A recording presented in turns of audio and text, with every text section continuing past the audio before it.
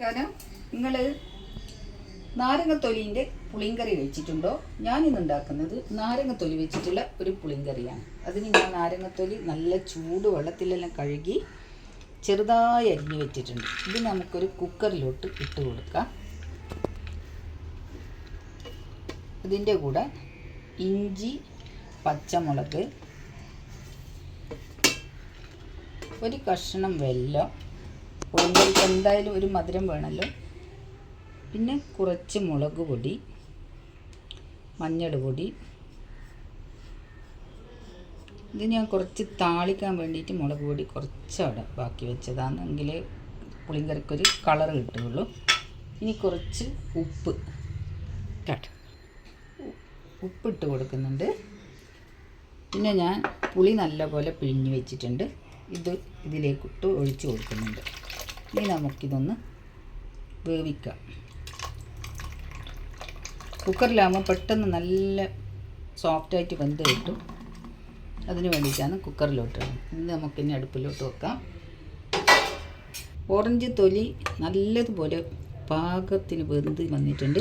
ഇനി നമുക്കിത് താളിക്കാം. ഞാൻ താളിക്കാൻ വെക്കട്ടെ. ഞാൻ കുറച്ച് വെളിച്ചെണ്ണ ഒഴിച്ച് കൊടുക്കുന്നുണ്ട്. പുളിങ്കറിക്കെല്ലാം വെളിച്ചെണ്ണ തന്നെ ഒഴിച്ചിരിക്കണം, എങ്കിലേ അതിൻ്റെ സ്വാദുണ്ടാവും. ഇതിലേക്ക് ഞാൻ കുറച്ച് കടുക് ഇട്ട് കൊടുത്തിട്ടുണ്ട്. ഇത് പൊട്ടി വരട്ടെ. ഇതിലേക്ക് നമുക്ക് കായ്മുളക്, കറിവേപ്പില ഇത് ഇട്ട് കൊടുക്കാം. കുറച്ച് മുളക് പൊടി ഇട്ട് കൊടുക്കുന്നുണ്ട്. ഇത് കളറിന് വേണ്ടി മാത്രമാണ്. ഇനി നമുക്ക് ഇതിലോട്ട് ഒഴിച്ച് കൊടുക്കാം.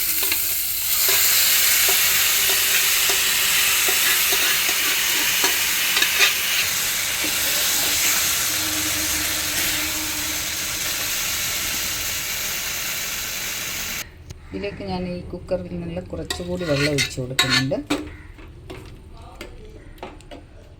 ഉലുവ, ജീരകം വറുത്ത് പൊടിച്ചതിട്ട് കൊടുക്കുന്നുണ്ട്.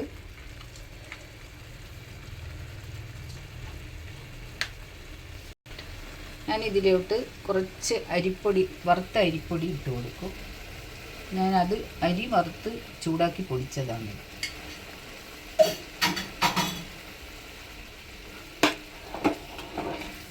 അത് ചെറിയൊരു കൊഴുപ്പിന് വേണ്ടിയിട്ടാണ്, നല്ല ടേസ്റ്റും ആയിരിക്കും.